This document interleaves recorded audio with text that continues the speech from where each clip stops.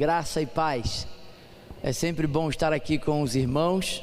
Eu falava com Wanda, ela não veio porque está lá nos preparativos. Daqui a pouco nós vamos viajar para Vinhedo, vamos para a casa do nosso filho, caçula, ver lá minha nora, que está grávida de Maria, nossa neta. Vamos passar lá uns dias com eles, ela está lá ajeitando as coisas. Mas eu estava falando com ela que aqui eu me sinto na minha segunda igreja. É muito bom estar com os irmãos e cultuando ao Senhor aqui. Eu trouxe hoje irmão Romildo e irmão Aldo. Queria que eles levantassem a mão ou ficassem de pé, o que achar melhor.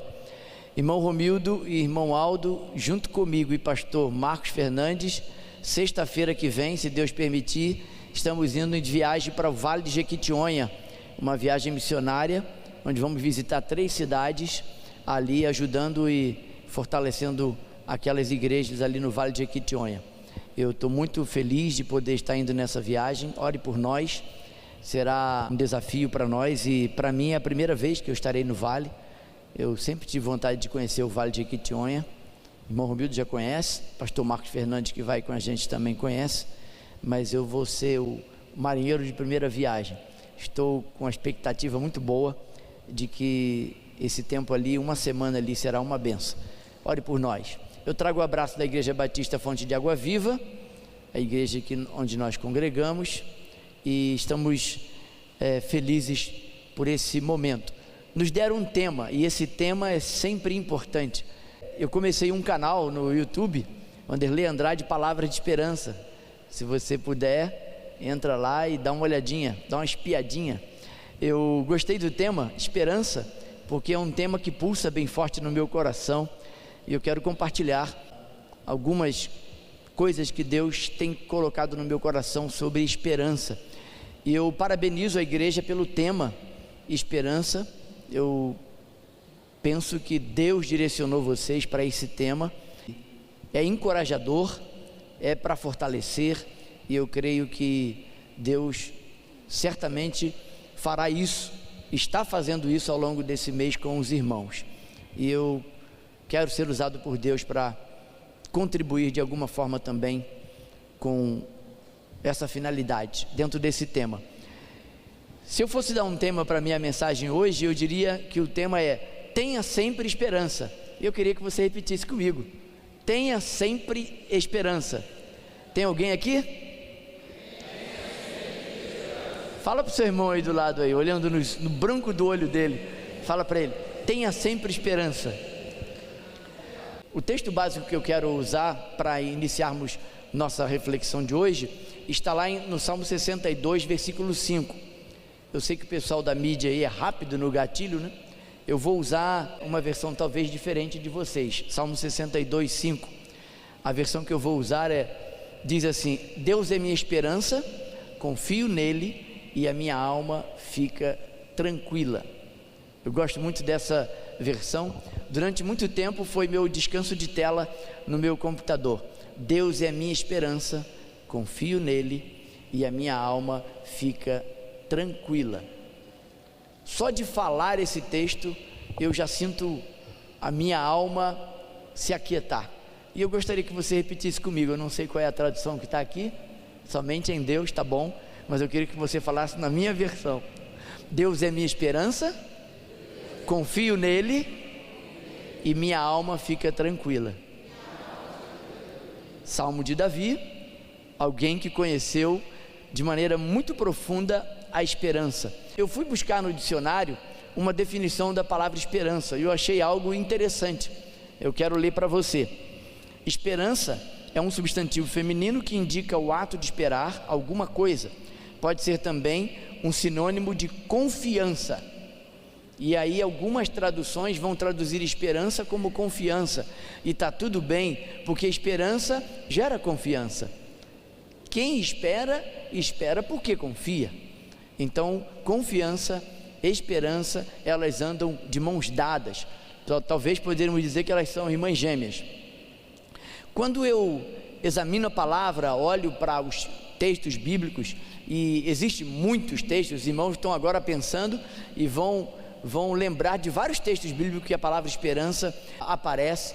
Nós temos na palavra esperança uma força, um poder, uma graça sobre nós quando a gente pensa em esperança, porque a esperança traz renovo, a esperança traz a ideia de dias novos que virão. E eu penso que a Primeira Igreja Batista de Formoso precisa trabalhar nesse foco. Dias melhores que virão, a esperança existe, e eu gosto de lembrar que para nós cristãos a esperança é uma pessoa. Paulo vai falar isso em 1 Timóteo, que Cristo é a nossa esperança. Aliás, ele vai dizer que é a nossa viva esperança, e você não pode esquecer disso. E se não sabia, por favor, não esqueça. A nossa esperança é uma pessoa, a nossa esperança chama-se Jesus Cristo. Morreu, mas ressuscitou ao terceiro dia, está à direita do Pai e intercede por nós. Quando eu penso na palavra esperança e nos Salmos, eu sempre vou me lembrar de Davi. Os irmãos já repararam que eu gosto muito de Davi, não por acaso eu tenho um filho chamado Davi, né?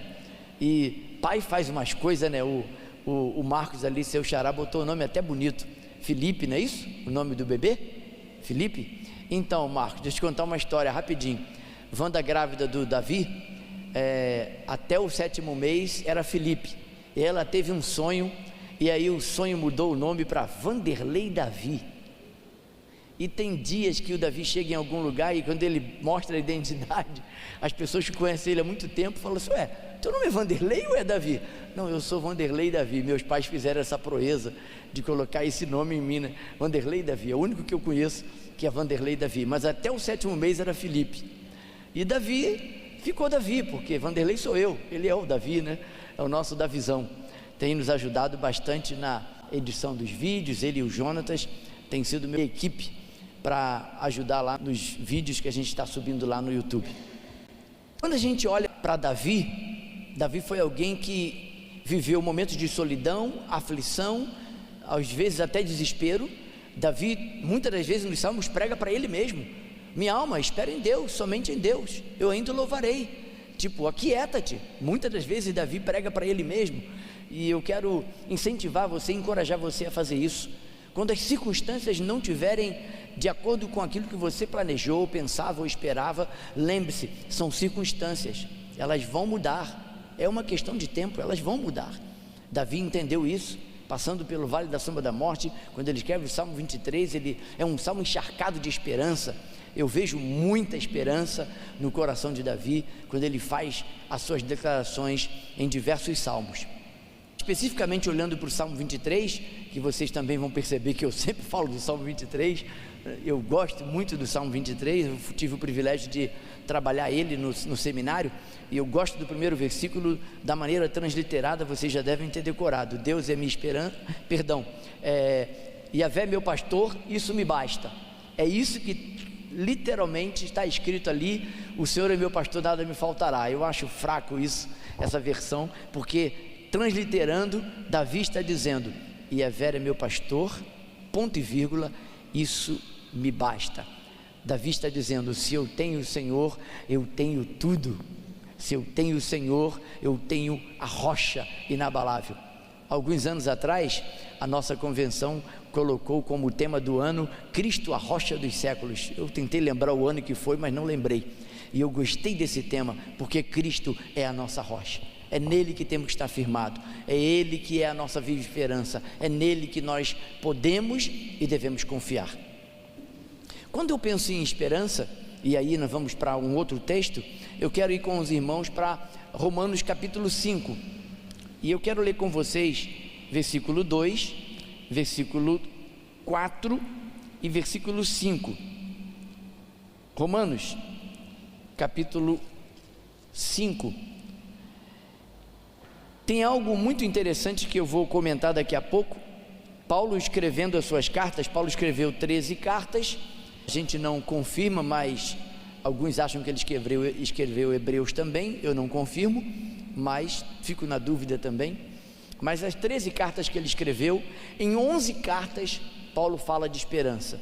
As duas únicas cartas que ele não fala de esperança de maneira direta, ele fala de maneira indireta. Nós vamos ver isso daqui a pouco.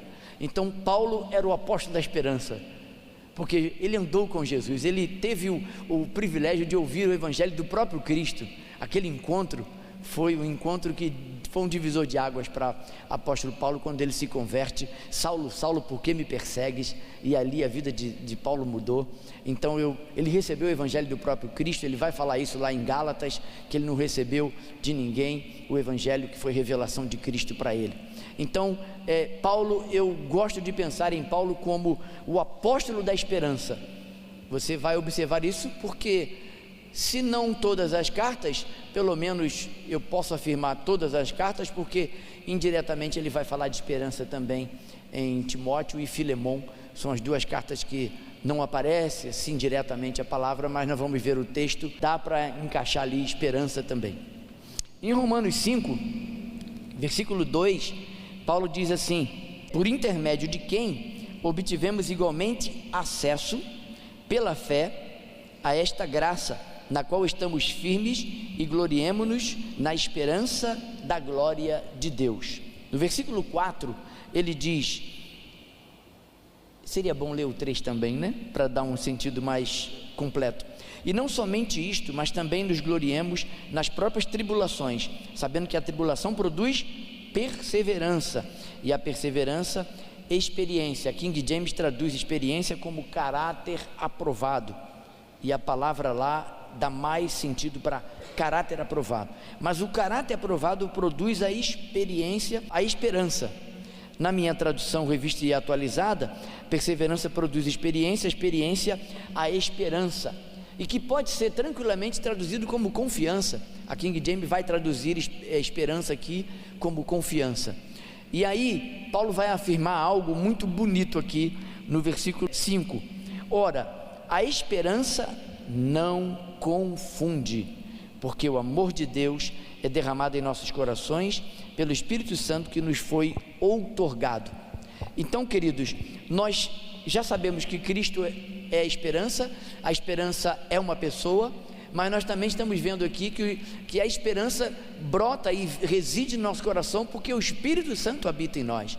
Então nós temos a palavra que nos produz esperança, nós temos Cristo que é a própria esperança, o Logos de Deus, e nós temos o Espírito habitando em nós, que gera em nós essa esperança. Por isso eu amo essa frase, tenha sempre esperança. E ela para mim não é uma frase de efeito, essa frase ela me remete sempre ao Evangelho e sempre à pessoa de Cristo, porque Cristo é a nossa esperança. Quando eu penso na palavra esperança, nós vamos olhar para mais um texto daqui a pouco. Existe um livro, e eu quero indicar, na verdade é um livreto. John Piper escreveu vários livros, esse é um livreto, é bem pequeno. Quem gosta de ler, quem tem o hábito da leitura, lê em uma sentada. Sentou, pegou o trem aqui, desceu na central, está a escada daqui na Central do Brasil, você terminar de ler o livro. É um livro bom, de qualidade. Qualquer coisa de John Piper você pode ler sem susto, vai ser alimentado. Ele escreveu A Plena Satisfação em Deus. É um livro muito bom, um livreto, poucas páginas, mas ele fala da alegria, do contentamento, ele fala de esperança. É um livro que mexe com a gente, tira a gente da inércia. Esse é um livro que eu recomendo a leitura. Autor é John Piper, e o livro A Plena Satisfação em Deus é o nome do livro. Depois você pode procurar, e recomendo a leitura. Paulo, quando ele está escrevendo a carta de Paulo aos Filipenses, é uma carta da alegria, nós sabemos, mas é uma carta também que está encharcada de esperança, porque alegria anda junto com esperança. Já viu alguém esperançoso ficar triste? Quem tem esperança tem alegria, porque alegria é fruto do Espírito, assim como esperança também. Então Paulo, escrevendo aos Filipenses, ele vai confirmar isso lá no capítulo 4, vamos lá? Filipenses 4, eu quero ler com vocês versículos 11 a 13, Filipenses 4, de 11 a 13, vocês sabem que Filipenses é chamada a carta da alegria, e aqui em Filipenses nós temos 4 ladrões e 4 mentes para combater os ladrões de alegria. Qualquer hora a gente pode pregar sobre isso aqui, quem sabe um próximo mês aí que vamos falar de alegria, a gente ministra esse tema em Filipenses. E lá no capítulo 4, encerrando a carta, versículo 11 a 13, Paulo diz: digo isto não por causa da pobreza, porque aprendi a viver contente em toda e qualquer situação, tanto sei estar humilhado, como também ser honrado. De tudo em todas as circunstâncias já tenho experiência, tanto de fartura como de fome, assim de abundância como de escassez. Tudo posso naquele que me fortalece. Paulo tem um coração esperançoso, mas tem um coração alegre, e ele está dizendo: em tudo estou experimentado. Paulo está usando uma linguagem da contabilidade. Ele considerou, observou no capítulo 3, ele vai usar essa linguagem de consideração, ele avaliou e ele descobriu que tudo que ele tinha conquistado era considerado como esterco, frente à magnitude, à excelência do que ele conheceu em Cristo, na pessoa de Cristo. E no capítulo 4 ele encerra dizendo que ele está abastecido, estou tranquilo em toda e qualquer circunstância, eu não me deixo abater, porque ele sabe em quem ele crê, e por isso ele diz: posso todas as coisas naquele que me fortalece. Meu professor de grego, o pastor Gerson, usando uma vez uma reflexão sobre esse texto, ele ensinou que o tudo posso aqui não é uma ideia triunfalista, é um resultado de alguém que, comprometido com Cristo, está disposto a viver no caminho apertado e estreito, onde ele sabe que terá tribulações, angústia, tristezas, mas também esperança, alegria na caminhada, porque sabe o destino.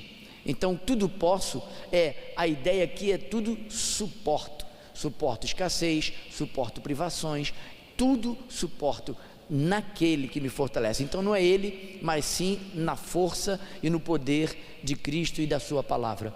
E é isso que vocês, irmãos da Igreja Batista Formoso, precisam ficar firmes, alicerçados, arraigados nessa viva esperança.